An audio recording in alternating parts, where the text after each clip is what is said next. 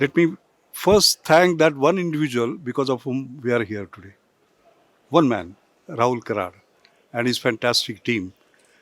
And yeah, I've been associated with him for more than 2 decades in variety of capacities like the Bharat Asmita National Award that he has. I've been chairing it right from its inception.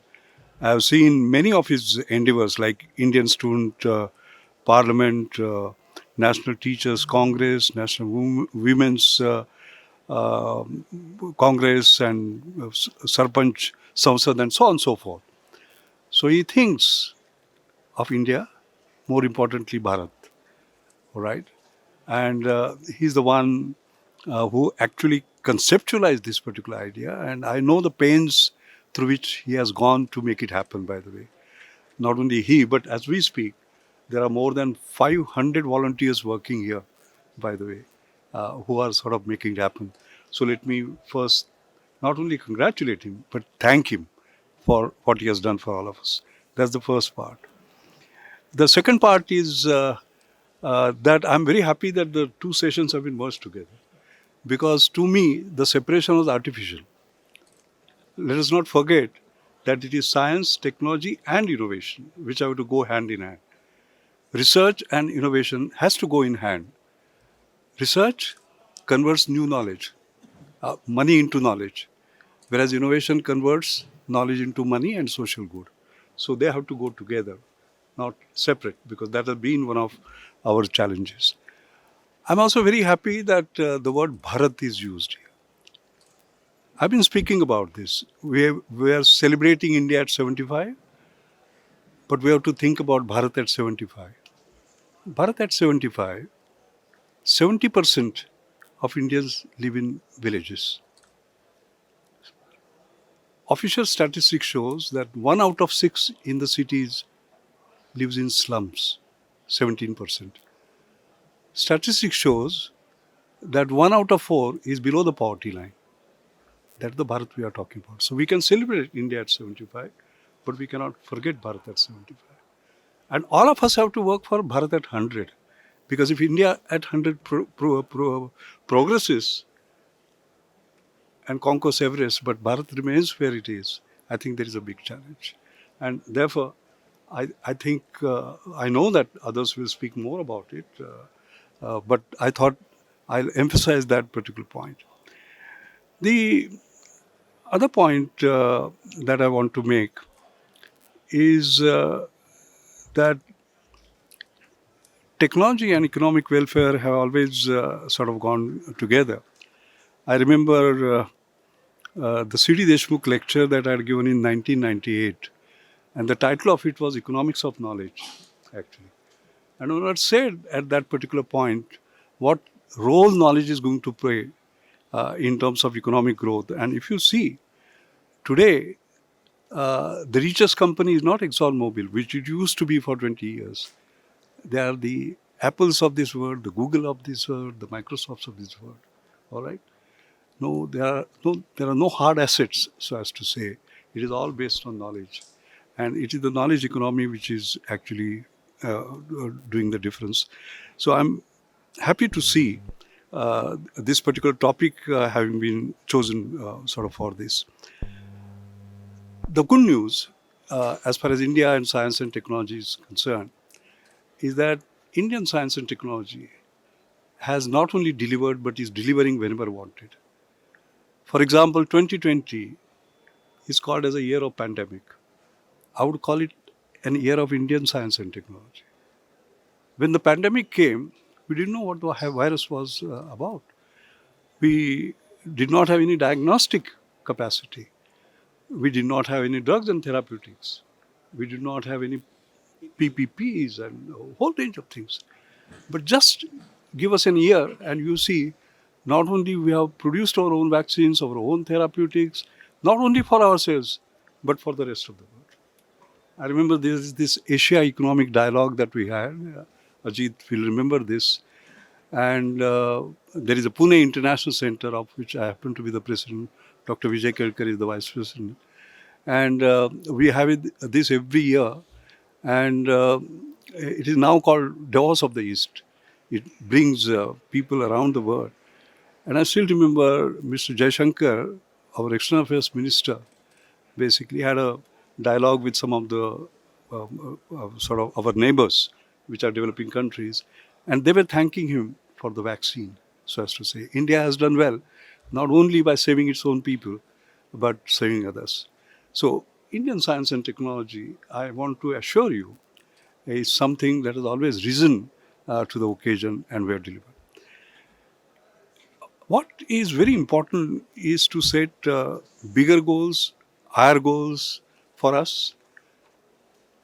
Take two or three examples. For example, we are considered as pharmacy of the world, all right?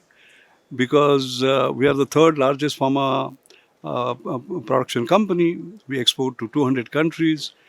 50% of the global demand on vaccines we meet. 40% of generics for US are supplied by us. But looking forward, having done that, we can't be sort of sitting on our laurels.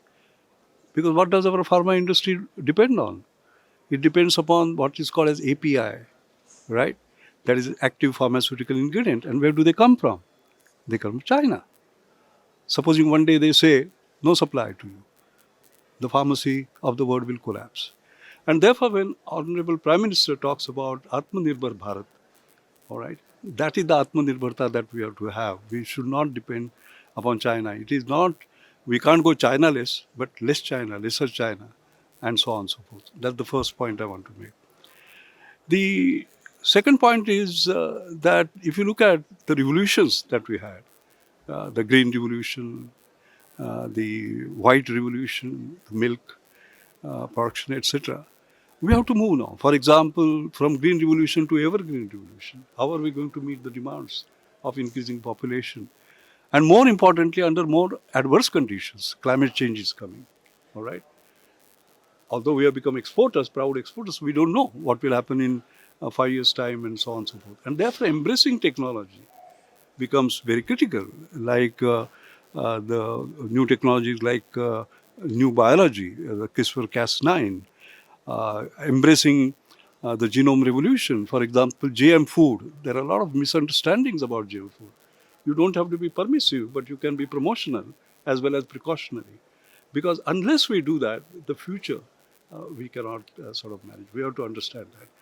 I think the point I'm trying to make is that will require sort of reinventing, reimagining continuously and investing continuously. We talked about green revolution, we talked about white revolution. We have to talk about connectivity revolution.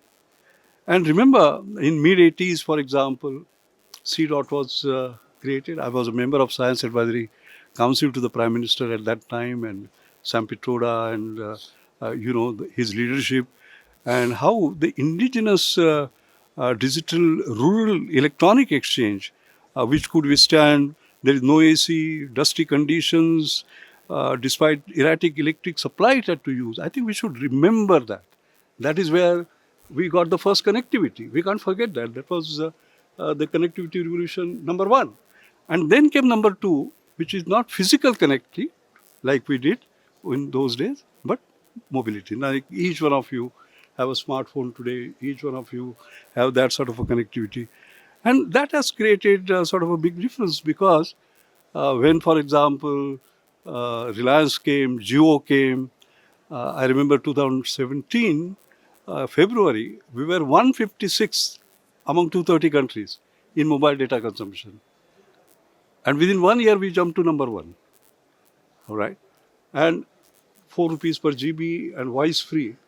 That was affordable excellence because 4G LTE excellence and 4 rupees per GB, the cheapest affordable. All right. And that has made such a difference. I mean, if you look at today what has happened, we moved to India Stack, for example, became trailblazers of the internet age, promoting financial, social inclusion. And you know the JAM the story, Jandan Yojana as a policy and Aadhaar and mobile bringing it together. And it transferred the identity of 30 billion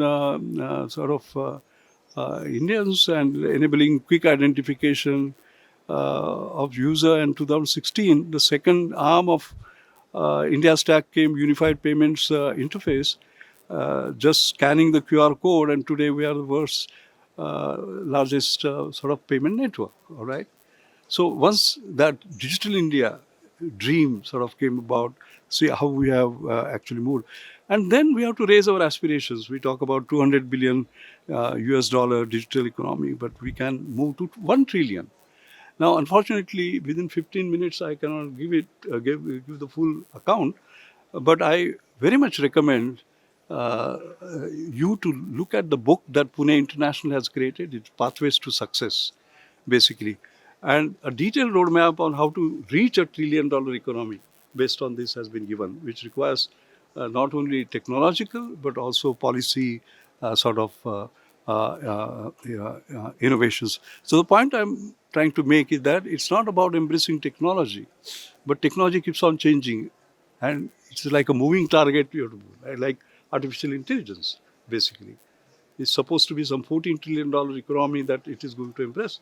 And now we have the generative AI, for example. I was just this morning reading a paper on how it will create around $4 trillion sort of economy. All of us have heard about Chat GPT. So central point is that we are doing well, but we have to continue to do better, like Thomas Alva Edison has said. That is the point. I think the last few minutes I will use for just giving sort of 5 messages, which are very, very important coming in the future. I think the first I talked about India at 75 and Bharat at 75. And therefore, the challenge is going to be making high technology work for the rich very easy, making low technology work for the poor very easy, making high technology work for the poor. All right, looks like contradiction. And therefore, I urge you to take a round in the exhibition, by the way. For example, there are these Anjani Mashelkar Inclusive Innovation Awards, which you will see doing some incredible things like breast cancer. All right, completely non-invasively within $1, you can detect where it is, and it is going now to 25 countries, invented in India. Or look at detection of hemoglobin, because women in rural areas die because subcritical hemoglobin is not detected. And there is an award winner who has created a camera where we just look into it and you know what is your hemoglobin. Completely non-invasive, very, very affordable, and it's changing the rural health. Or looking at a whole range of other things. I will not go into that, but please do go and visit that. These are outstanding examples of affordable excellence where our young people are not wanting to be billionaires, but they want to bring billion smiles on the face of everyone. I think these are kind of exemplars. I would say, please do have a look at that. That's the first part. The second is we talk about Make in India. For heaven's sake, let us not talk about Make in India like assembled in India. It has to be invented in India. And we have suffered as a result of that. 2015, our Indian companies had 45% of the market share of smartphones. All right. In 4 years, it came down to 7.5%. Who ate our lunch? China. How? Their share then was 9%, it went to 68%. Why? Because we became just the assemblers, basically. You know, and they were the ones who were doing sort of this thing. You know, we were importing SKD kits rather than CKDs, and there was no product innovation, and so on and so forth. So, Make in India has to go along with Invent in India. Otherwise, we'll sort of suffer. That's the second point. The third point is talent, technology, and trust. They have to go together. And the demand on talent as we move into exponential technologies will change. You know, when we talk about a whole range of things like exponential technologies, and you mentioned, sir, about a few of them, like machine learning and artificial intelligence and virtual reality, augmented reality, and so on and so forth. We require that. Access to technology, but also trust, by the way, is going to be important. You know, one of the Anjani Mashelkar Inclusive Innovation Awards, I remember he created a dengue test where you can test within 15 minutes, not 1 or 2 days. Nobody will take it. Why? We are buying from Australia, from South Korea, from US. And then came the pandemic. We ran out of the kits. We went begging to those countries. Nobody would give us, excepting South Korea. And as luck would have it, that ship went to Africa rather than India. So we had no kids, and we had no other option to go to Navin Khanna.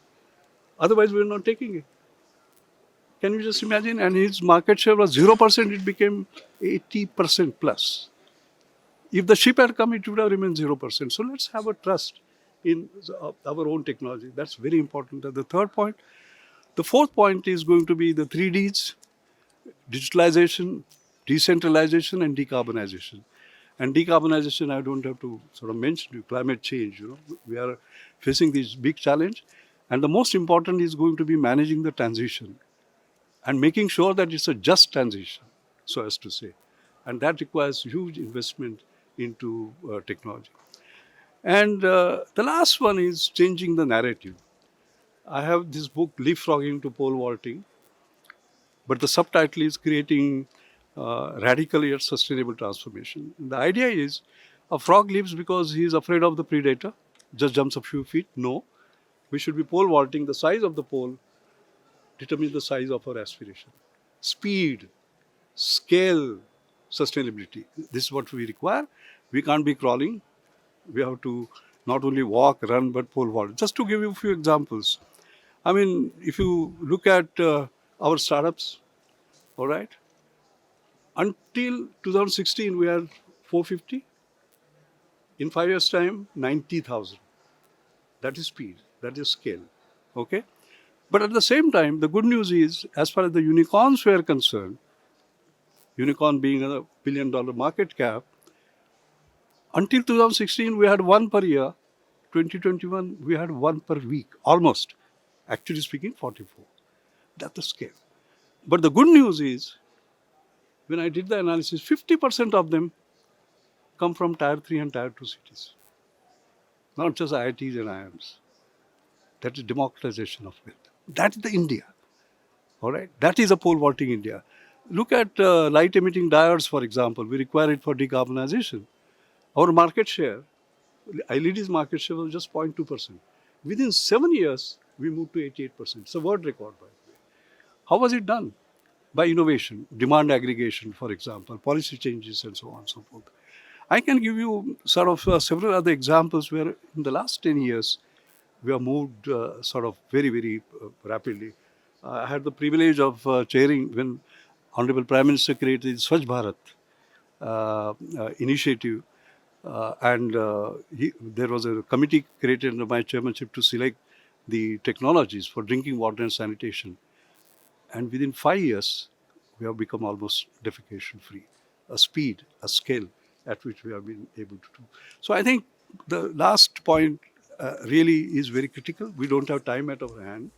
We can't go for 10, 20 years to achieve what we want to achieve, to create not only India at 100 of our dreams, but Bharat at 100 of our dreams. Thank you very much.